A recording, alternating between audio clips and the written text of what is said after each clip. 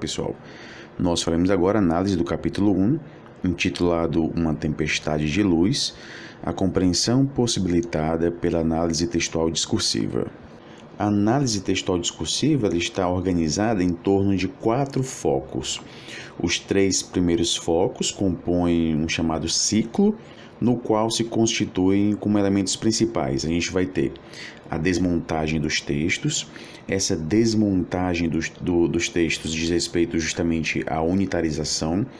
Então a gente se depara com um texto, seja ele oral ou escrito, né?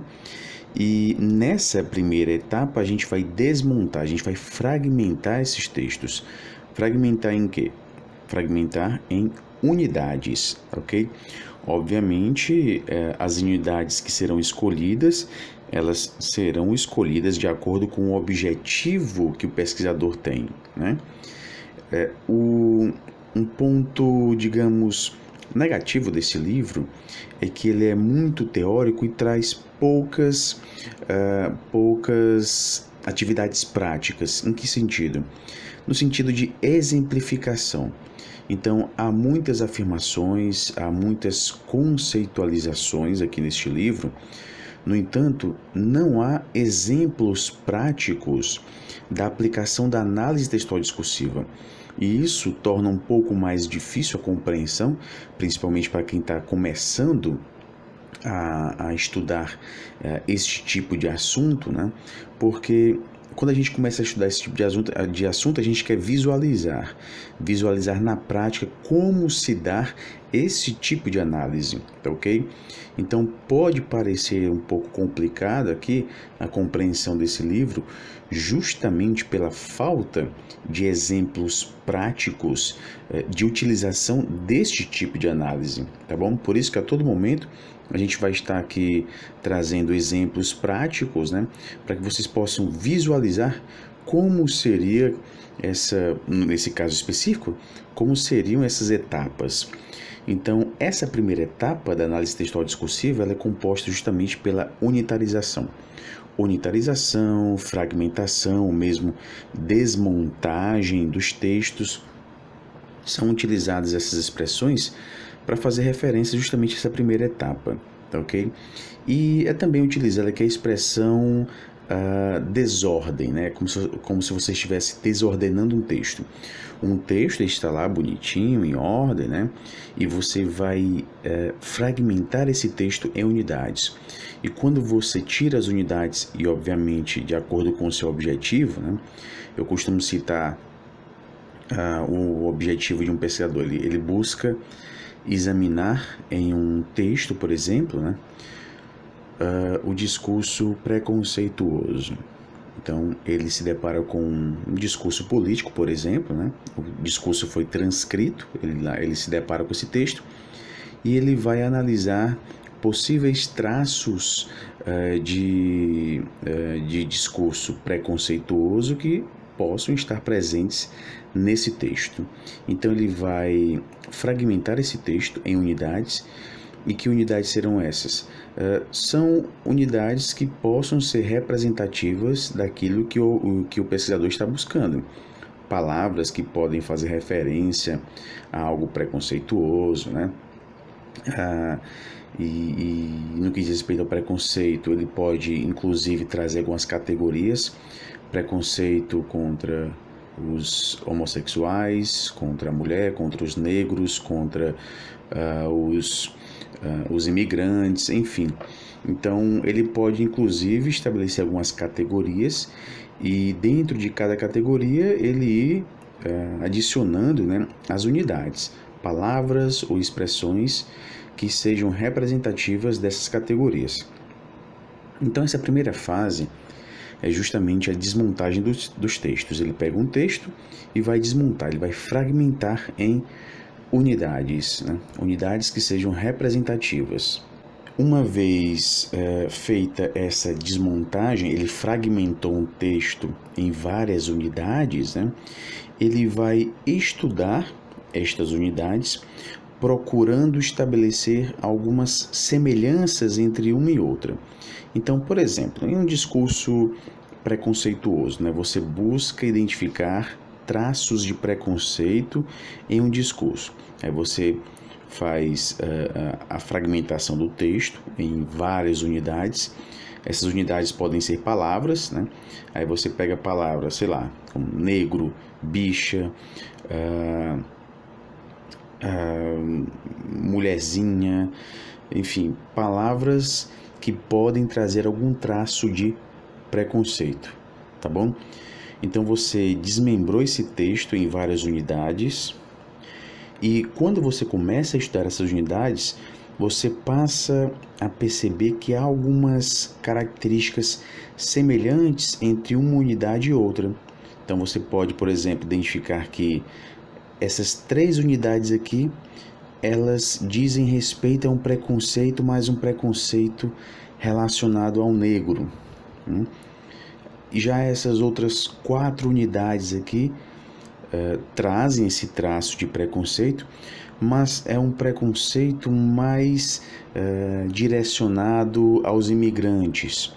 E essas outras unidades são unidades que compartilham de características semelhantes, né? Porque elas fazem referência mais diretamente ao negro, por exemplo, né? ao homossexual, enfim. Então você começa a identificar aqui algumas unidades que compartilham características semelhantes.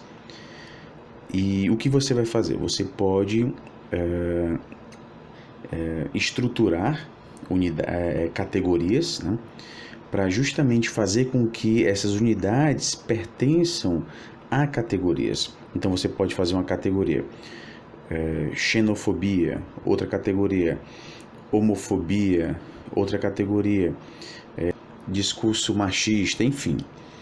Então, estabelecidas essas categorias, você vai apenas aqui e colocar as unidades em cada categoria. Como vocês podem perceber, trata-se de uma ferramenta de organização. Você vai organizando, né? Então, nós temos um texto. Esse texto ele vai ser desmembrado em unidades. E justamente pelo fato dessas unidades compartilharem características semelhantes, você pode ir juntando essas unidades em categorias. Então, percebam, a primeira fase da análise textual discursiva é a desmontagem, é a fragmentação em unidades. A segunda fase é justamente essa categorização. Você vê o que há de semelhante nessas unidades e vai categorizando essas unidades, tá bom? É como se você estivesse agora generalizando, digamos assim, você está fazendo um movimento de retorno. Então, primeiramente você fragmenta, depois que é justamente a unitarização, né?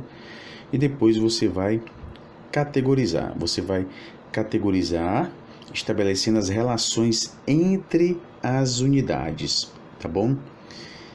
Depois de você fazer essa categorização, aí vai vir aqui a chamada captação do novo emergente.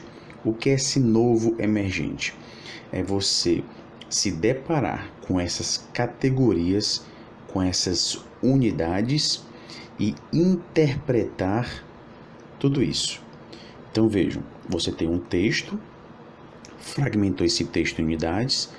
Essas unidades, por sua vez, elas vão estar agrupadas em categorias. E diante dessas 2 etapas que você fez, né, você vai interpretar esses dados. O que essas unidades me dizem, o que essas categorias me dizem e a interpretação, a compreensão que vai surgir do contato do pesquisador com essas categorias e com essas unidades vai ser chamada aqui de metatexto. Então, o que vai ser o metatexto, que é justamente a terceira etapa, né?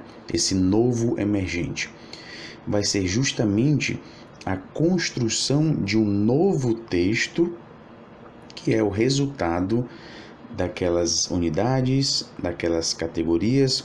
É como se você estivesse agora diante de um novo texto que foi o resultado dessas 2 primeiras etapas. Mas aí você me pergunta, mas Felipe, esse novo texto não seria a mesma coisa do texto inicial que foi utilizado nessa fragmentação, né? Não será a mesma coisa. Esse novo texto é o resultado do olhar deste pesquisador, né? Por isso que nós vamos ter essa questão muito latente da fenomenologia, né? Ela destaca muito a compreensão do ser, do indivíduo, ele participa aqui desse novo texto, né? Então, diante dessas unidades, diante dessas categorias, você vai formular um novo texto, você vai compreender um novo texto. Obviamente, né, como o seu foco inicial, e utilizando aqui o nosso exemplo do texto preconceituoso, né? O texto preconceituoso, à primeira vista, ele não é visto como um texto preconceituoso. Estou me baseando, por exemplo, aqui em um discurso político, né? A gente se depara com um discurso político que é veiculado na televisão, por exemplo. Esse discurso é transcrito, né? Aparentemente não há muitos traços de preconceito em um discurso como esse. Agora, vem um pesquisador, se depara com a transcrição desse texto, divide esse texto em unidades, né? Ele fragmenta esse texto em unidades. E que unidades serão essas? São unidades que sejam representativas para a pesquisa dele. Então, se o objeto de pesquisa dele é justamente traços de discurso preconceituoso, ele vai buscar unidades que sejam representativas de um discurso preconceituoso. Identificou tais unidades, né? Percebeu que entre uma unidade e outra, ou entre umas e outras, há algumas semelhanças ou mesmo dessemelhanças, e isso faz com que ele acabe elaborando categorias para agrupar essas unidades. E uma vez agrupadas essas unidades em categorias, ele vai agora interpretar isso, né? Interpretar essas unidades, essas categorias, e essa interpretação dele, né? O resultado do contato do pesquisador com essas duas primeiras etapas, né? O resultado vai ser justamente o metatexto. O metatexto é um texto produzido, ok? Após as análises do pesquisador. É um novo texto. Por isso que é dito aqui que o novo emerge, o novo surge, né? Em outras palavras, pessoal, o metatexto resultante desse processo representa um esforço de explicitar a compreensão que se apresenta como produto de uma combinação dos elementos construídos ao longo dos passos anteriores. Então, pessoal, só retomando, a primeira etapa da análise textual discursiva diz respeito justamente a essa desmontagem dos textos, né? Desconstrução e unitarização. E essa desconstrução, né, essa unitarização, ela é baseada em uma teoria, até porque toda leitura, para você fazer uma unitarização nessa desconstrução, você tem que fazer a leitura do texto. E toda leitura ela é feita a partir de alguma perspectiva teórica. Seja essa perspectiva teórica consciente ou não. Ou seja, o pesquisador tendo ou não consciência de uma perspectiva teórica. É impossível interpretar algo sem teoria. Pois bem, o corpus utilizado nessa análise textual é formado basicamente por produções textuais. Esses textos são entendidos aqui como produções linguísticas, expressam discursos sobre diferentes fenômenos que podem ser lidos, descritos, interpretados e podem inclusive incluir imagens e outras expressões linguísticas. Então, dentro desse processo de pesquisa, o investigador ele deve definir e delimitar o seu corpus. E é a partir dessa delimitação do corpus que ele começa a fazer a desconstrução, né, e a unitarização. Nessa unitarização, o pesquisador vai focar nos detalhes, nas partes componentes dos textos, e é o próprio pesquisador que vai definir em que medida ele vai fragmentar esses textos, resultando assim em unidades de maior ou de menor amplitude. De qualquer forma, essas unidades de análise têm de fazer referência aos propósitos da pesquisa desse investigador. Essas unidades elas podem partir de categorias definidas a priori, ou seja, o investigador ele já parte com um referencial teórico. Esse referencial teórico já fornece a esse investigador as categorias, né? E o que ele vai fazer? Ele vai apenas identificar as unidades e ir colocando nessas categorias que já são previamente definidas, né? É o que a gente chama aqui de categorias a priori. Ele já começa a fazer a desmontagem dos textos dele, né? Já com as categorias prontas, formuladas. É como se ele fosse investigar o discurso preconceituoso, já sabendo que ele vai ter as categorias de discurso homofóbico, discurso xenofóbico, né? Então, aqui nós temos as categorias a priori, elas já existem, né? Ele já parte aqui para a desmontagem dos textos com as categorias prontas. Mas nós também temos as categorias emergentes. Essas categorias emergentes, elas surgem após a unitarização. Então, ele já inicia a desmontagem dos textos, né? Geralmente sem um referencial teórico adotado, né? Sem as categorias definidas, e conforme ele vai fazendo a desmontagem do texto dele, conforme ele vai chegando aqui às unidades, ele vai perceber que essas unidades podem ser agrupadas em determinadas categorias. Aí ele vai formular as categorias para justamente agrupar aquelas unidades que já foram identificadas. Nesse caso, nós temos as categorias emergentes. As categorias surgem durante a sua análise, tá bom? Então é importante a gente ter em mente que na análise textual discursiva nós vamos ter as categorias emergentes e as categorias a priori.